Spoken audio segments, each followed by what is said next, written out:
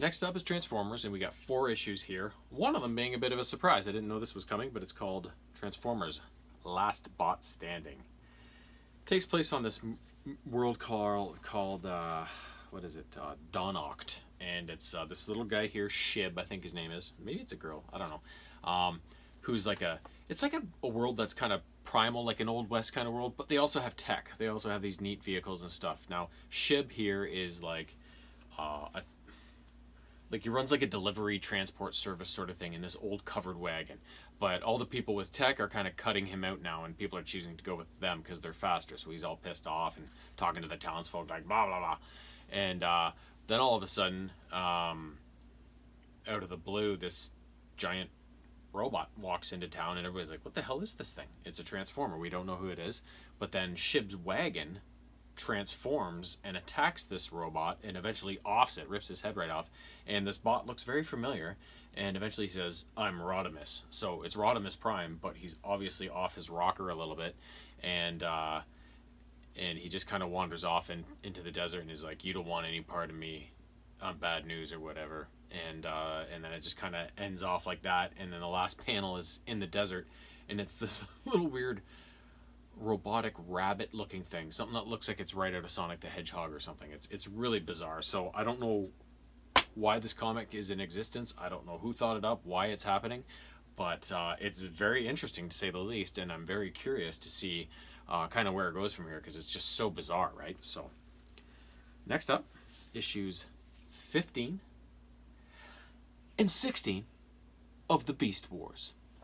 Only one more to go after this, I think, until this story is concluded. So in this one, it starts off the Vok, which are the electrical beings that rule over this planet that the Maximals and Predacons are stranded on, have caught Optimus Primal and Megatron in this like kind of astral world or whatever, and they're kind of playing with them. And these 4 Transformers that look like they could be Maximals or Predacons. One's a white tiger, one's a polar bear, one's a spider, and one's a Stegosaurus, I think, all introduce themselves to them and say, oh no, we're with the Vok, we don't have Maximal or Predacon affiliations, you guys will learn, whatever, blah blah blah. So then Optimus and Megatron, like Optimus talks Megatron into the fact that we have to work together, at least for the time being, to get the hell out of this whatever this place is. And so they explore and wander a bit, and then eventually fight these 4 robots, better them, and then the Vok present themselves, and Optimus Prime kind of convinces the Vok to let them out of this little astral plane that they're in and free them. And then in the next issue, the Predacons and Maximals are kind of working together on each of their ships, certain personnel to go to each ship to work on different projects as they're enemies, but they have these Vok that are a common enemy right now, and they want to get off the planet, so they have to work together, put their resources together, and kind of come up with a plan. So that's what that is. Second last issue is kind of all about them working together and coming up with some plans. But at the end of it, we find that Scorponok has found a way to revive Terrorsaur, who Megatron offed in one of the earliest issues of the series, has managed to revive him and have him live with no spark. So we're not sure what the hell exactly is going on there, but it's Scorponok, so it's nefarious. You gotta know that, right?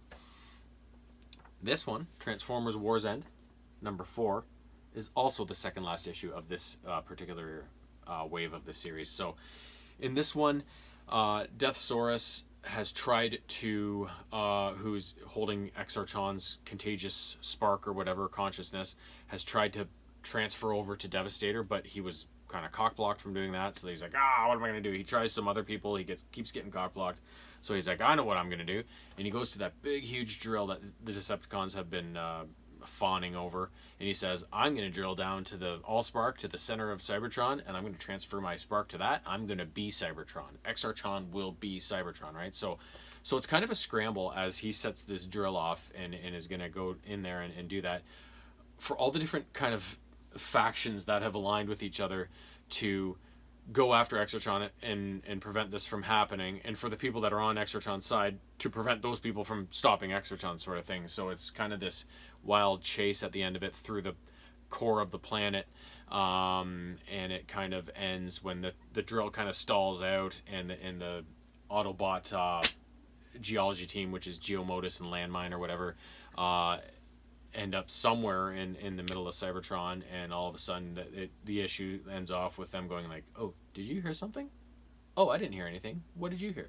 So something's obviously coming. We just don't know what yet. So, but when I pick up my comics in another week and a half, we're going to see just what happens in that last issue, and I cannot wait.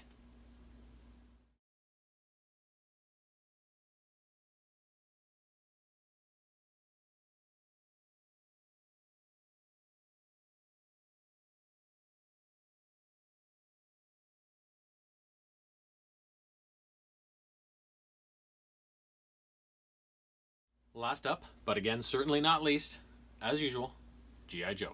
We got 4 issues here, which is a little more than usual. Number 3 of the Saturday Morning Adventures series, and in this one, Duke has been taken capture by Cobra, and Cobra Commander has put him to fight in this pit. It's very similar to one of the earliest G.I. Joe episodes when Duke is captured and put in a gladiator ring, and he has to fight this big hairy monster beast. Same thing happens here. And Cobra keeps trying to get the genie that he's got to do all this dirty work for him to do certain things and end the threat to G.I. Joe and whatever. But the genie keeps playing him. He's like, I can't do that. I can't do that. He keeps manipulating Cobra Commander into getting angry and being stupid and whatever. In the meantime, a bunch of Joes have landed on Cobra Island and are on their way to rescue Duke. There's Quick Kick, Spirit, Shipwreck, and some others. Eventually the genie manipulates Cobra Commander so that he transports everybody out of the arena and onto the shores of Cobra Island. So it's like Cobra's on one side, Joe's on the other, and he's like, you want a battle? Here's a battle, right? Like, he's manipulated Cobra Commander in the situation all the entire time, and now he's getting his wish is to see these two sides come together in a big battle. And I think next issue is the final one of this series, so we're going to see how that all ends up at that time. Next up, issues 292 and 293 of the regular ongoing G.I. Joe series. In this one, it starts off with Dr. Mindbender giving Laura, one of the CGs, a tour of the Cobra Casino, which is soon going to open, and his plans that he's got in store for making tons of money and taking people for all they're worth. And he's also got plans to DNA build a new Serpentor using Genghis Khan's DNA and improve on the first one, which was a failure. In the meantime, also the Joes that did, remember the last month there was the train fiasco where the terrorists were on the train. They're flying back from that mission. They have one of the terrorists in the helicopter with them. They want to get some answers out of him, but he's got bombs strapped to his back, so they eventually lose him. Don't get any answers. And they are heading back to base to try and help out with the Cobra Island threat, I believe. But the issue ends with a bit of a look back from Sean Collins, who is the new Snake Eyes, about the old Snake Eyes and stuff like that. So it's very confusing with the whole Snake Eyes isn't Snake Eyes and whatnot. But then in issue 293, it continues on. Cobra Casino on Cobra Island is finally open. It's all full bore. There's tons of people. Everybody's excited. And security is on high alert at the casino. And a bunch of Joes slip past security, including Scarlet, Snake Eyes, Jenks, a couple of the other ninjas, and set up shop in a couple of the rooms, and they're ready to find out what the hell Mindbender and Cobra Commander are up to. And eventually, a couple of the girls get ferreted out by one of Dr. Mindbender's the staff. They're all women, the staff of the casino, but they're robots, the Revanche robots. And a couple of those Joes get ferreted out by one of these robots, and she goes berserk on the last panel. Is like, you die, or whatever. So there's about to be a fight going on there in the casino. So really cool storyline. I love the whole casino thing and everything, and the covert nature of everything, and the different tack of getting money by Cobra by making a casino. The whole thing is just really cool. Last up, G.I. Joe, the 40th anniversary special. This issue actually is really cool because it, in the original Marvel G.I. Joe run from when I was a kid in the 80s, issue number 21 was a groundbreaking issue. It was entirely focused on Snake Eyes and a rescue of Scarlet from Cobra headquarters. And the thing with Snake Eyes is that he doesn't talk, right? So the whole issue was just told by the pictures. There was no speech bubbles. There was no dialogue. It was just panel by panel. This is what's happening. You could tell by the pictures. So it was very groundbreaking at the time. And so in this issue, you can read that whole original Marvel issue, but they also redo it with like kind of today's artists.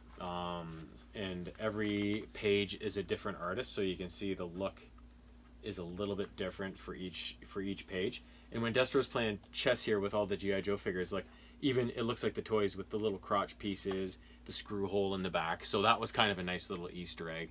So it's a really cool idea as a 40th anniversary G.I. Joe issue to kind of celebrate that groundbreaking issue and revive it with new artists and stuff like that. And then there's the editor of this issue tells his story about that particular G.I. Joe issue and how he never owned it, but it was so famous. And then there's some art and stuff like that regarding that issue back in the day. So really cool. I didn't know that was happening, and I didn't know what to expect of it, but when I read through it, I was like, of course they're going to celebrate this issue because it's fucking amazing. So anyways, that's my comic haul for June. We will see very soon what July shall bring.